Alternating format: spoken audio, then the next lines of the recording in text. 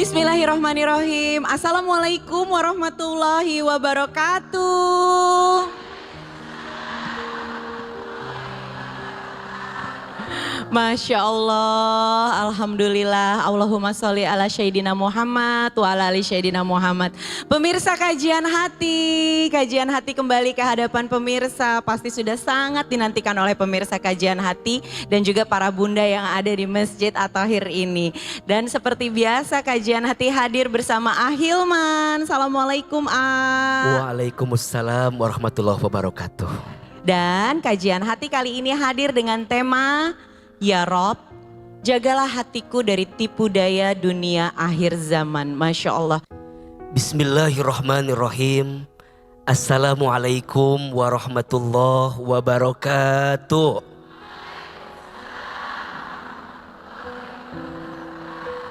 Bunda, di antara sesuatu yang harus kita yakini dan kita pahami adalah tentang datangnya akhir zaman. Akhir zaman itu pasti adanya. Akhir zaman itu nyata keberadaannya. Tapi bukan berarti membuat kita takut dan khawatir untuk bertemu dengannya, justru membuat kita bersiap dari sekarang, menyiapkan bekal terbaik untuk bertemu dengan akhir zaman. Apa yang harus kita pelajari tentang akhir zaman? Setidaknya ada dua. Yang pertama, bicara tentang ciri-ciri akhir zaman. Bicara akhir zaman itu tanda-tandanya ada dua. Yang pertama ada yang disebut dengan tanda-tanda kecil dari akhir zaman. Dan yang kedua ada yang disebut dengan tanda-tanda besar dari akhir zaman. Apa di antara tanda kecilnya akhir zaman? Rasulullah SAW bersabda, min asratis sa'ah. Di antara tanda-tanda akhir zaman ada 4. Yang pertama, an yurfa'al ilmu, dicabutnya ilmu, diangkatnya ilmu. Apa di antara tandanya? Wafatnya para ulama. Jadi kalau Allah mencabut ilmu pada satu tempat, bukan dihilangkan ilmunya, tapi salah satunya diambilnya usia para ulama, diambilnya usia para guru. Disitulah tanda kecil adanya akhir zaman. Yang kedua, wa yusbatal jahlu, nampaknya kebodohan. Yang benar dianggap salah, yang salah dianggap benar. Mohon maaf, yang tidak berilmu tampil menyampaikan ilmu. Yang tidak punya adab dicontoh, yang tidak punya akhlak diteladani. Nauzubillahi min zalik, nampaknya kebodohan dan dibiarkan begitu saja. Yang ketiga, wa yasrabal khamru, maraknya orang yang minum khamr, maraknya orang yang berjudi, maraknya orang yang mabuk, dianggap biasa padahal itu dosa. Dan yang keempat, wayad harus zina, nampaknya berzina seakan-akan menjadi biasa padahal itu dosa yang sangat besar. Inilah di antara tanda-tanda kecil akhir zaman. Belum lagi ada tanda besarnya akhir zaman. Apa? Munculnya Dajjal. Apa itu Dajjal? Siapa itu Dajjal? Secara umum Dajjal itu adalah sesuatu yang merusak manusia, sesuatu yang menghancurkan manusia, sesuatu yang menjauhkan manusia dari Allah Subhanahu wa ta'ala. Maka apa yang harus kita persiapkan agar terhindar dari fitnah akhir zaman? Setidaknya ada 3. Yang pertama, kuatkan iman kita kepada Allah. Kuatkan akidah kita kepada Allah. Yakin sama Allah. Kita boleh kehilangan apapun, asal jangan kehilangan Allah di hati kita. Kita boleh diuji dengan ujian apapun, asal jangan pernah pergi meninggalkan Allah. Karena yang bisa menguatkan kita hanya siapa? Hanya Allah. Yang kedua, sibuklah dengan amal soleh. Kita bukan manusia yang sempurna, iya. Kita bukan manusia yang luput dari dosa, iya. Tapi percayalah, kita masih punya kesempatan untuk menjadi orang baik. Maka saat punya kesempatan jadi orang baik, sibuklah dengan kebaikan. Niscaya kebaikanmu bisa menutupi keburukanmu di masa lalu. Dan yang ketiga, tambahkan ilmu. Kita harus sibuk dengan ilmu. Jangan berhenti belajar. 3 saja. 1, tingkatkan imannya. 2, sibukkan dengan amal solehnya. Dan yang ketiga, tambahkan ilmunya. Mudah-mudahan Allah menjaga kita semua dari fitnah akhir zaman. Amin ya Rabbal Alamin. Kajian hati. Tenangkan. Jadi siapa bunda yang mau tanya? Angkat tangannya bunda, silakan. Assalamualaikum warahmatullahi wabarakatuh. Waalaikumsalam warahmatullahi wabarakatuh. Tata Deswita, AA, Masya Unten ya. Allah. Saya Poppy Sofia. Saya itu mau tanya sama AA. Saya tuh backgroundnya ini A. Seorang cewek yang tomboy. Cewek yang hobi motoran A. Kesannya tuh mungkin kelihatannya strong. Cuek. Terus di luaran tuh kayaknya nggak pernah ada beban, happy terus di mana-mana. Tapi sebenarnya di dalam diri saya juga kan banyak kayak apa ya A ya, kayak kecemasan gitu ya A ya. Apalagi ketika saya punya anak, saya sempat kayak ada baby blues juga. Banyak kekhawatiran, bener ya ternyata menjadi seorang ibu tuh tidak mudah gitu loh A. Karena pas waktu ngelahirin wow banyak stretch mark gitu ya, jadi stres. Tapi ternyata Masya Allah seorang ibu tuh memang ditakdirkan untuk menjadi kuat ya ayah. Sebenarnya sih aku pengen tanya gini A, singkat cerita aja. Aku tuh teman laki-lakinya banyak A. Alhamdulillah sekarang aku tuh udah menikah dan udah punya anak 1. Kalau permotoran ya teh ya, di mana-mana itu mayoritas tuh laki-laki teman saya. Nah saya teh pengen tanya A, untuk menjaga pertemanan itu apa yang harus saya lakukan A? Sedangkan kan saya udah nikah, udah punya anak. Saya pengen tetap asik sama teman-teman laki-laki saya. Tapi di sisi lain saya tahu tidak boleh curhat sama teman laki-laki. Itu sangat berbahaya ya karena kita buka perasaan. Tapi selain itu apa yang harus saya jaga A? Sama ada satu lagi pertanyaan. Kadang-kadang kita di pertemanan itu A, ada hal yang misalkan kita expect teman kita tuh untuk gimana ke kita tapi ternyata tidak sesuai ekspektasi sampai akhirnya mengecewakan. Aku tuh banyak kecewa sama ada beberapa teman, tapi itu tuh sampai kayak aku gak bisa maafin gitu loh A. Nah itu aku mau minta tips sama AA bagaimana cara untuk melepaskan atau memaafkan orang-orang yang sebenarnya susah sekali aku maafkan. Kak Sofi kalau dengan berteman banyak orang, Ya. suami tahu teman-temannya Teteh siapa aja? Tahu karena itu semua kenal sama suami saya juga. Circle-nya sama di situ juga. Circle-nya Circle-nya juga sama. sama suami teteh Iya. juga. Ini mah Oh, bestie banget A. bestie. Iya kita. Karena Poppy ini hebat loh A. Iya. Maksudnya berani untuk keliling Indonesia. Teman-temannya rata-rata cowok semua termasuk suami saya. Ceweknya Poppy sampai bukan cuma sehari 2 hari, bukan cuma 1-2 pulau tapi benar-benar menjelajah dari ujung Indonesia sampai ujung Indonesia ya Pop. Iya betul banget teh. Nah kan kalau itu tidak semuanya perempuan gitu loh Iya, ya teh ya. mostly hampir 80% isinya semua cowok gitu ah. Gitu. Tapi Kak Popi pernah merasa izin ya, Ya. merasa resah gitu. Kayaknya harusnya nggak begini deh. Pernah nggak di titik itu atau ngerasa udahlah aman gitu? Sebenarnya ada momen aku pernah menghadapi situasi seperti itu ya ya. Cuma itu harus dari akunya sendiri yang menarik diri. Karena biar gimana pun tidak semuanya itu bisa berjalan dengan baik kalau kitanya ikut-ikut aja.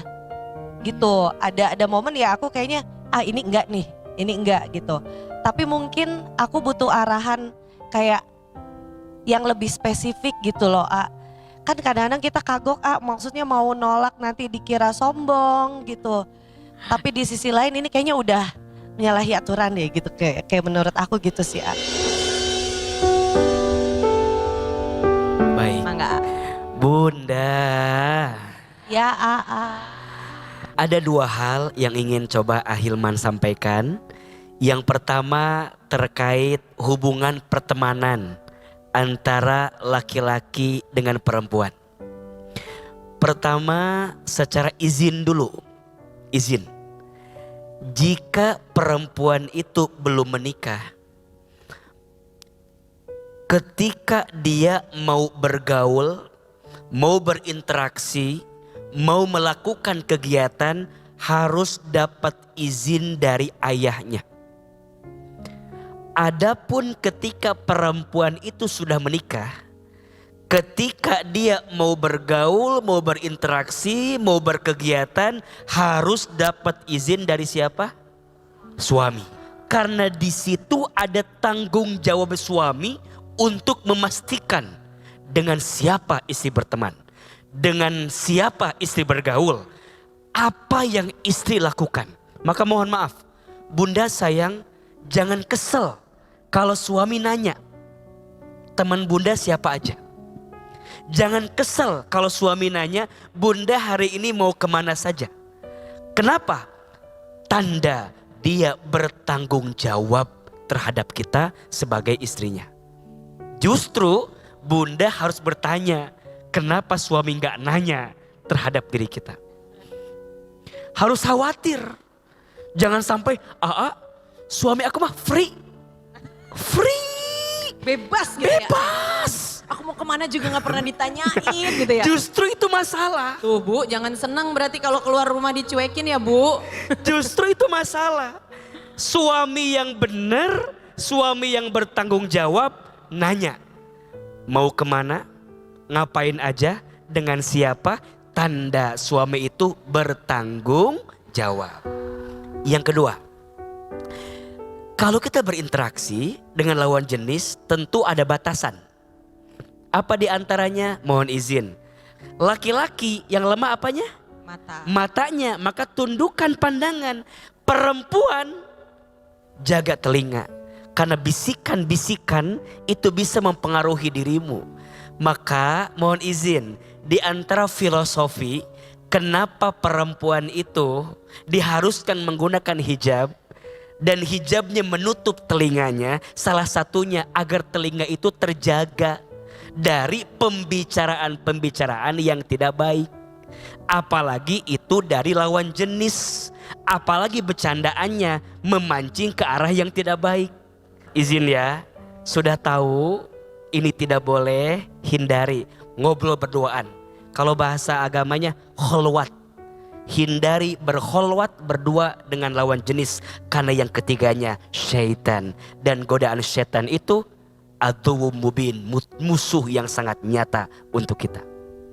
Yang ketiga, saat kita berinteraksi, hindarilah pembicaraan-pembicaraan yang tidak bermanfaat. Maka kadang kita harus memilah-milih.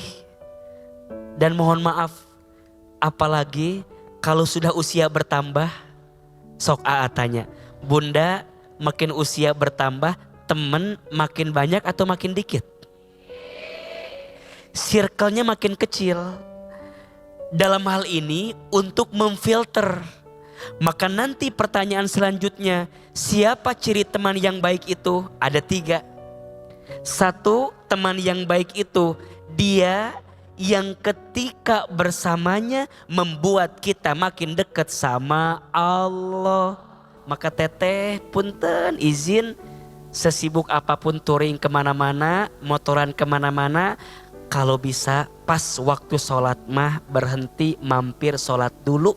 Jangan sampai kesibukan dunia kita melupakan sholat kita. Setuju? 2, teman yang baik itu teman yang kalau bicara membuatmu makin ingat sama Allah. Ajakannya kebaikan terus.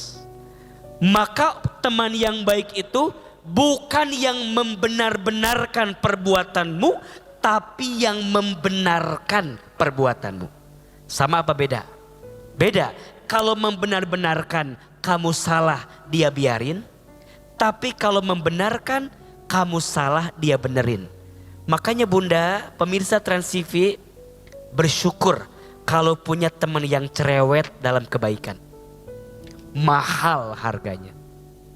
Dan yang ketiga, teman baik itu teman yang siap hadir saat suka maupun duka, saat lapang maupun sempit.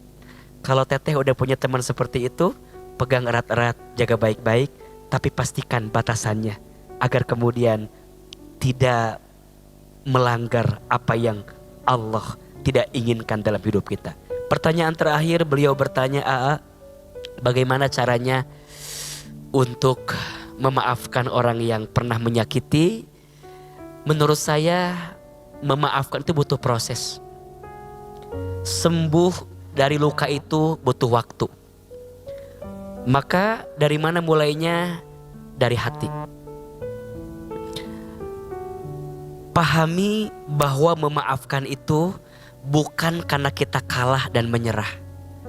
Tapi memaafkan itu perintah dari Allah.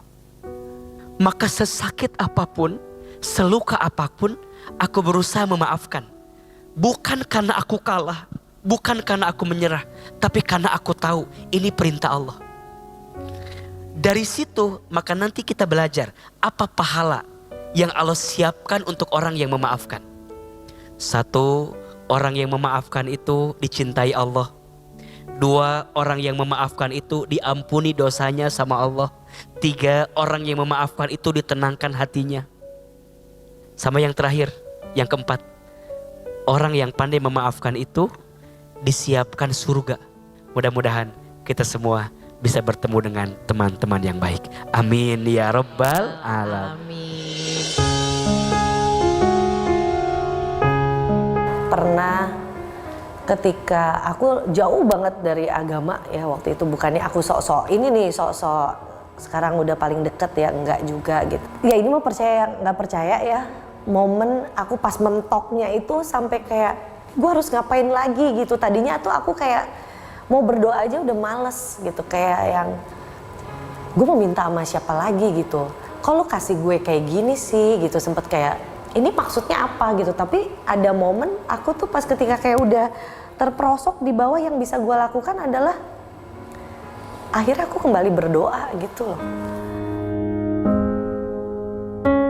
Kayaknya gue harus sholat deh. Kayaknya gue harus berdoa deh. Setelah sekian lama aku gak sholat, gak berdoa, justru pas ketika kayak aku sholat, kayak udah aku kayak udah terserah mau jadi apa, mau kayak gimana. Ada momen sih aku nemuin kayak aku pasrah gitu, kayak ya udahlah, aku nyerah. Tuhan maafkan kalau aku ugal-ugalan, tapi ya aku mohon